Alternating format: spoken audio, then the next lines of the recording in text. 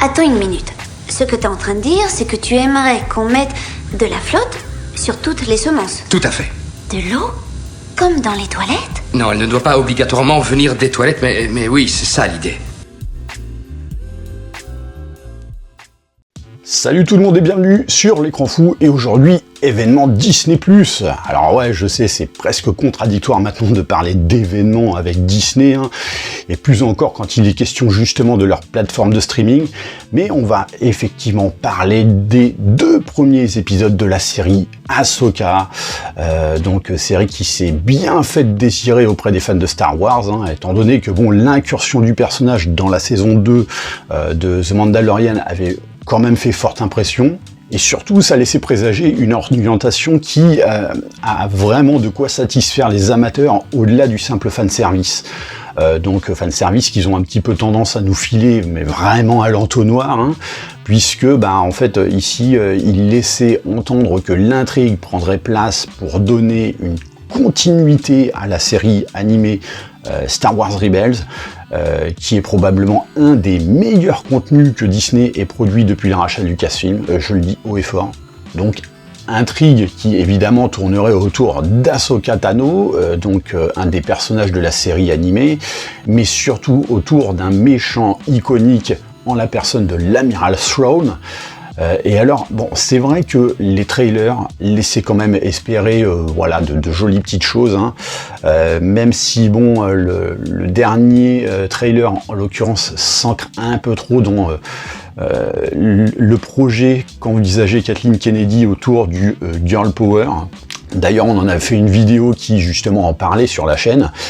Et donc il était justement question d'une cellule au sein même de Lucasfilm autour de Dave Filoni et Jon Favreau, hein, qui s'était constituée pour justement faire obstacle, voire même carrément barrage à Kathleen Kennedy qui, en tant que présidente, s'immisçait un peu trop dans les projets au point vraiment de ruiner tout ce qu'elle touche, quoi. Et en l'occurrence, comme Dave Filoni a vraiment voulu intégrer le personnage de Ahsoka, donc déjà dans la saison 2 de The Mandalorian, c'est lui qui était en charge de l'épisode en question. Star Wars Rebels, c'est un projet à lui au départ, et donc là, effectivement, il cherche à continuer le truc. Il a une vision que Kathleen Kennedy ne doit surtout pas venir entacher.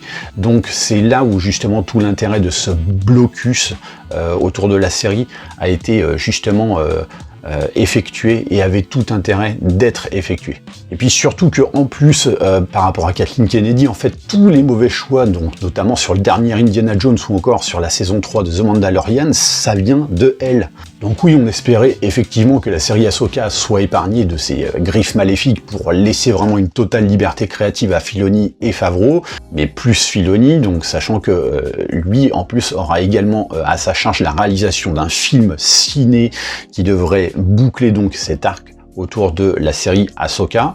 Et donc effectivement ici on a 2 épisodes et pas des moindres, puisque on avoisine un peu plus de 1h30, voire presque 2 heures de programme, hein, ce qui est quand même assez surprenant vu que généralement sur les autres séries de la franchise de Star Wars, les épisodes sont assez courts. Mais bon, si c'est pour nous donner du vide, il n'y a pas grand intérêt. Mais sauf que là, ça perd pas de temps. On te met direct dans l'action et dans l'ambiance. Et le mieux, c'est que c'est particulièrement chouette visuellement, quoi. Si ce n'est que bon, allez, on va quand même chipoter un petit peu. Encore une fois, Disney, en fait, s'entête à vouloir continuer à jouer avec le système Stagecraft, donc vous savez, ce concept de pièces cylindriques avec les panneaux LED. Du coup, en fait, parfois, ça manque de profondeur de champ ou carrément de spatialisation sur certains plans. Donc, voilà. Mais dans l'ensemble, c'est quand même très, très beau, quoi. Est-ce qu'on pourra pas reprocher à la série, du moins à travers les 2 premiers épisodes, après à voir si par la suite ça se maintient ou pas, c'est vraiment de proposer quelque chose qui esthétiquement va revenir à ce qu'on connaît de l'univers Star Wars, donc notamment si on a suivi la série animée Star Wars Rebels. Et qui donc en fait s'écarte un petit peu justement du délire visuel blindé de fanservice de par exemple The Mandalorian, Boba Fett ou encore Obi-Wan Kenobi. Alors petite correction, oui, il y aura forcément du fanservice, ça c'est évident, mais qui à mon sens reste au service de la proposition faite par la série. Il y a même l'utilisation d'animatronics, notamment à travers les robots, donc ça c'est plutôt chouette, et voire même encore au niveau des lochas, ce qui donne vraiment l'impression de voir quelque chose un peu à l'ancienne, quoi. Donc ça c'est plutôt cool. Ah bah là, avec les lochas, ils ont trouvé vraiment de quoi vendre des goodies, hein. Bon, en même temps, Bébé Yoda, c'est un petit peu passé de mode, hein, après 3 saisons de The Mandalorian, donc fallait un petit peu renouveler justement le merchandising.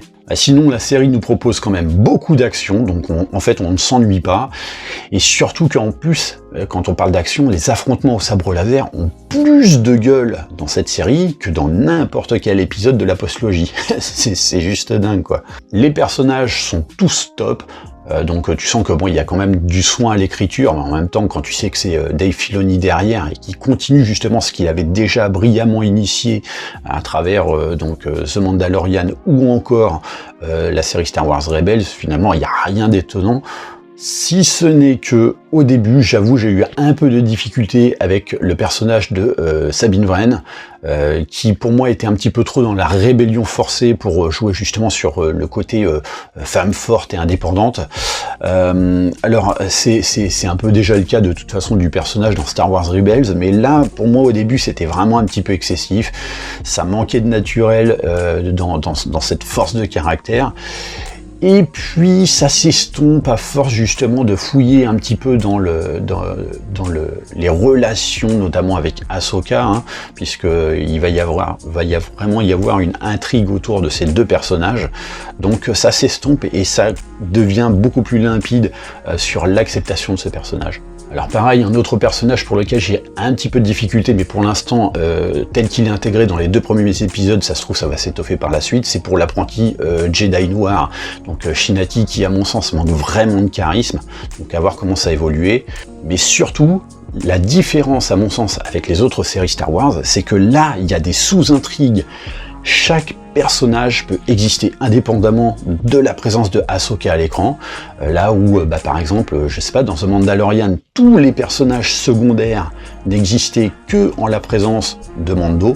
Là, tu sens que la série s'appelle Ahsoka, que son personnage reste le principal et que toute l'histoire va s'orienter autour d'elle en priorité, mais les autres existent aussi en parallèle parce qu'ils vont avoir un impact justement sur l'intrigue générale. Donc tout ce que j'espère, c'est juste que en fait ça va se tenir comme ça sur la durée, hein. Et d'ailleurs l'autre gros point fort, c'est que les personnages ont des choses à se dire autre que à travers des échanges qui rendent uniquement service à l'intrigue. Ici tu sens qu'il y a de l'émotion entre eux, notamment quand je parlais de Sabine et puis Ahsoka, mais voilà, il y a ce trio avec notamment aussi le personnage de Hera Syndulla, et même les robots, notamment le robot qui alors je me rappelle plus du nom, mais qui officie sur les sabres laser, qui a aussi lui aussi une importance un petit peu émotionnelle dans l'histoire. Et alors tu sens que, contrairement là aussi à, par exemple, The Mandalorian, qui parfois, pour remplir le quota avec des épisodes qui racontent mais pas grand chose du tout, donc avec un aspect très filler, là tout rentre pour le moment dans le cadre de l'intrigue principale. Et c'est à mon sens, dans l'état actuel des choses, la série live qui, à travers 2 épisodes, me semble la plus aboutie, et donc avec une vraie ampleur et de vrais enjeux, quoi. Tu sens que Filoni est à l'écriture du truc. Et donc, en fait, à travers ça, ça ressemble enfin à du Star Wars. Au-delà de, comme je le disais, l'usage du fanservice poussif, quoi. Le seul vrai hic à l'horizon, à mon sens, c'est que si t'as pas vu Star Wars Rebels, ça va être un petit peu compliqué de savoir de quoi en fait il en retourne, qui sont les personnages comme Sabine, Hera Syndulla, pareil pour le droïde et j'en passe. Et même au niveau de l'intrigue, tout le postulat de base, ça va forcément faire appel à quelques recherches pour ceux qui veulent vraiment en comprendre tous les rouages et donc toutes les subtilités. Donc si t'as pas suivi l'animé et donc l'un des épisodes phares de la saison 2 de The Mandalorian, ça va forcément être compliqué. Mais bon, d'un côté, j'ai envie de dire, c'est un mal pour un bien, dans le sens où ça va vous permettre peut-être de porter votre curiosité sur un pan de cet univers, mais tout simplement fascinant, que je vous invite d'ailleurs à découvrir au plus vite. Donc voilà un bon démarrage à mon sens, on est enfin sur quelque chose de qualitatif. De toute façon, quand tu sais que Filoni en fait a besoin justement de cela, d'un bon développement autour du personnage d'Ahsoka et des autres personnages proposés par la série pour pouvoir faire ensuite son film live, et que le mec de toute façon c'est le fils spirituel de George Lucas, je pense qu'on s'oriente véritablement sur une excellente série, donc on va croiser un max de doigts. Voilà, j'en ai terminé pour cette review des 2 premiers épisodes, on vous verra ça par la suite, hein, justement on suivra la série de près. Donc toutes les semaines. Comme d'habitude, n'hésitez pas à laisser des petits commentaires, abonnez-vous, pensez bien sûr à liker et partager la vidéo. N'oubliez pas aussi que vous pouvez me retrouver sur Tipeee, donc ça c'est la petite nouveauté de la chaîne. Donc si vous voulez faire des dons justement pour contribuer à l'amélioration de la chaîne, notamment pour tout ce qui est matériel et autres, eh bien n'hésitez pas, ce sera accueilli avec grand plaisir. Je mettrai en place par ailleurs une petite contrepartie justement pour vous récompenser de ces efforts que vous me fournirez. Et en attendant, je vous dis à très bientôt pour une prochaine vidéo. Allez, bye!